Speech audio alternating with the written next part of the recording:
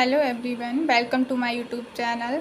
सो आज का हमारा टॉपिक है शिक्षण विधियाँ, जो बीएड सेकंड ईयर का बहुत ही इम्पॉर्टेंट टॉपिक है। फर्स्ट ऑफ ऑल बात करते हैं शिक्षण विधियाँ होती क्या हैं। तो शिक्षण विधियाँ शिक्षक को यह बताती हैं कि वह अपने छात्रों को किस प्रकार से शिक्षा प्रदान करें। जीव विज्ञान शिक्षक को यह बताती हैं कि वह अपने छात्रों को किस प्रकार से शिक्षा प्रदान करें। तो अगर आप इसकी समरी करोगे तो यही है कि शिक्षण विधियाँ शिक्षक को यह बताती हैं कि भी किस प्रकार से अपने विद्यार्थियों को शिक्षा प्रदान करें। जैसे कि मान लीजिए आपको कहीं जाना है तो आप एक रास्ते के थ्रू ही तो जाते हो। उसी प्रकार जो शिक्षा के विभाग में बात करें या फिर शिक्षण की बात करें तो वह रास्ता या मार्ग जिससे क्या करता है, शिक्षक अपने ज्ञान को छात्रों तक पहुंचाता है, क्या कहलाता है, शिक्षण विधियाँ। अब जो विधि शब्द है उसकी उत्पत्ति लैटिन भाषा से हुई है, जिसका अर्थ है तरीका, मोड़ अथवा रास्ता। जैसा कि मैंने आपको पहले भी बताया कि रास्ता या मार्ग जिसके द्वारा अपने ज्ञान को छात्रों तक पहुंचाया जाता है, शिक्षण विधियाँ कहलाती हैं। इसकी क्या उत्पत्ति लैटिन भाषा से हुई है, जिसका अर्थ है मोड़ अथवा रास्ता या मार्ग। इस विधि से आशय है वैज्ञानिक ज्ञान तथा कुशलताओं को एक अध्यापक द्वारा अपने विद्यार्थियों तक पहुंचाने और हस्तांतरित करने के मार्ग अथवा तरीके से है। फिर से यहाँ पे वही बात की गई कि जो वैज्ञानिक ज्ञान शिक्षक के अंदर उपस्थित है वो क्या करता है, अपने छात्र को हस्तांतरण या पहुंचाता है जिस रास्ता या मार्ग से, वही क्या कहलाती हैं, हमारी शिक्षण विधियाँ। अब बात करते हैं कौन कौन सी शिक्षण विधियाँ हैं।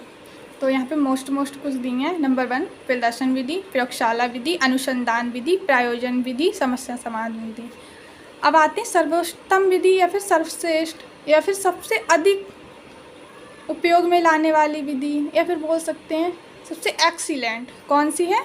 सर्वोत्तम विधि अनुसंधान विधि। कौन सी? अनुसंधान विधि है। अब क्या है, मैं इसमें थोड़ा समझा रही हूँ। अनुसंधान विधि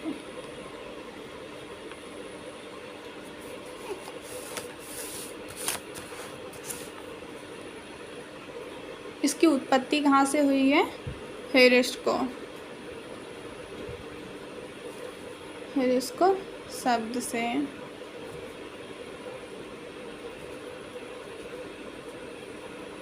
हुई है, जिसका अर्थ है मैं खोजता हूँ। मतलब जो अनुसंधान विधि है ये कहाँ से? हेरिस्को शब्द से इसकी उत्पत्ति हुई है, जिसका अर्थ या फिर जिसका मीन्स है मैं खोजता हूँ। देखो, हेरिस्को शब्द की उत्पत्ति ग्रीक भाषा के, कौन सी भाषा? ग्रीक। विधि शब्द की कहाँ से हुई थी? लैटिन भाषा से। और हेरिस्टिक की शब्द की कहाँ से हुई है? ग्रीक भाषा से। हेरिस्को से मानी जाती है, जिसका शाब्दिक अर्थ है मैं खोजता हूँ। अब अगर इसके जन्मदाता की बात करें तो इस विधि के जन्मदाता कौन है? आर्मस्ट्रॉन्ग हैं। इस विधि के द्वारा क्षेत्रों में वैज्ञानिक दृष्टिकोण का विकास होता है। अब एक डेफिनेशन है वैज्ञानिक, जिसका नाम है हर्बर्ट स्पेंसर। इन्होंने कहा है बालक को कम से कम बताया जाए और जितना अधिक संभव हो खोजने के लिए प्रेरित किया जाए। इन्होंने कहा कि बालक को थ्योरेटिकल ज्ञान देने से बेटर है कि आप उसे खोजने के लिए प्रोत्साहित करें, क्योंकि अगर वो खुद से खोजेगा तो क्या होता, जो प्राप्त ज्ञान होगा वो स्थायी होगा। अब यहाँ पे आर्मस्ट्रॉन्ग ने क्या कहा है इसके बारे में कि यह शिक्षण की वह विधि है जिसके द्वारा बालक को हम एक खोजी के रूप में देख सकते हैं, क्योंकि इस विधि में पूरी बात क्या उसकी खोज की हो रही है। तो उन्होंने कहा ये वह विधि है जिसके द्वारा हम बालक को खोजी के रूप में देख सकते हैं। अब यहाँ पे हर लॉट फेर के क्या रहा? खोज। तो जब इसका पाठ्यक्रम, पुस्तक सब क्या होंगी? ऐसी होनी चाहिए, ह्यूरिस्टिक ढंग से लिखी होनी चाहिए, जिसमें बालक खोज कर सकें।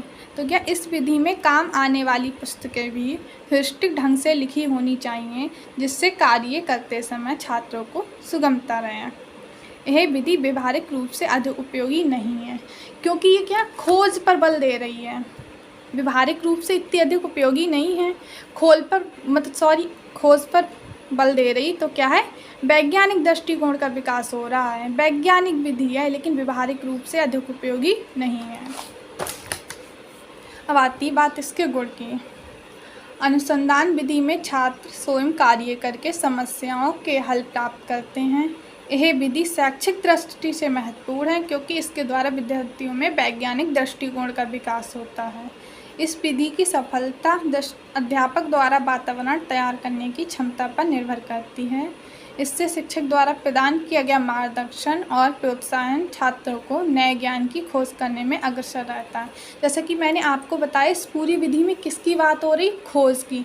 तो ये क्या व्यवहारिक रूप से उपयोगी नहीं है लेकिन वैज्ञानिक दृष्टिकोण से महत्वपूर्ण विधि है क्योंकि इसमें हर बात पे खोज की बात की जा रही है। बच्चा स्वयं खोजता है, एक खोजी के रूप में मानते हैं हम बच्चे को। फिर ह्यूरिस्टिक विधि में छात्रों की रुचि, वातावरण तथा जिज्ञासा को अधिक महत्व दिया जाता है। फिर इसके बाद गुण की बात हो रही है। अभी इस विधि द्वारा छात्रों में आत्मविश्वास, वैज्ञानिक दृष्टिकोण का विकास होता है। अब मान लीजिए आप किसी काम को दिया जा रहा है, आपने वो काम बहुत अच्छे से कर लिया, तो क्या आपने कॉन्फिडेंस आ जाए कि नेक्स्ट टाइम भी मैं ऐसा कर सकता हूँ। गृह कार्य से मुक्ति मिलती है। कार्य करने के सिद्धांत पर, तो क्रियाशीलता के सिद्धांत पर आधारित है। अनुशासन में सहायक है। अब बात आती डीमेरिट्स की। प्रारंभिक स्तर के बालकों द्वारा नए ज्ञान की खोज करना असंभव है। नॉर्मल सी बात है, जो 5th क्लास के या फिर छोटे बच्चे हैं उनको खोज करना असंभव है क्योंकि उनमें इतनी ज़्यादा बड़े नहीं होते हैं जो हम किसी भी चीज़ को उनको खोज के रूप में दे सकें या किसी भी टॉपिक को दें कि आप इस पे खोज करिए, तो ऐसा असंभव है। एक विशेष कक्षा में सभी छात्र समान क्षमता तथा योग्यता के नहीं होते हैं। बिल्कुल सही बात है। मान लीजिए आपकी क्लास में 100 बच्चे हैं तो 100 तो टॉपर नहीं हो सकते हैं, कुछ मीडियम भी होंगे, कुछ लोअर भी होंगे, कुछ उससे भी मीडियम होंगे। अब जब खोज की बात कर रहे हैं तो हमें क्या चाहिए, एक्सपेरिमेंट का सामान चाहिए, बहुत कुछ चाहिए, तो क्या है, अधिक खर्चीली विधि है। इस विधि द्वारा अध्यापक के लिए कक्षा में छात्रों की संख्या कम होनी चाहिए। बिल्कुल सही बात। सभी छात्रों के लिए पाठ्य सामग्री, उपकरण तथा अन्य आवश्यक सामग्री जुटाना कठिन है। मान लीजिए आपकी क्लास में 50 बच्चे हैं, सबसे खोज करानी, तो उनके लिए इतनी सामग्री तो हम नहीं जुटा सकते हैं, इसके लिए बहुत अधिक रुपए की आवश्यकता होती। तो ये सब क्या हो गया, इसके डीमेरिट्स की बात हो गई। Thank you.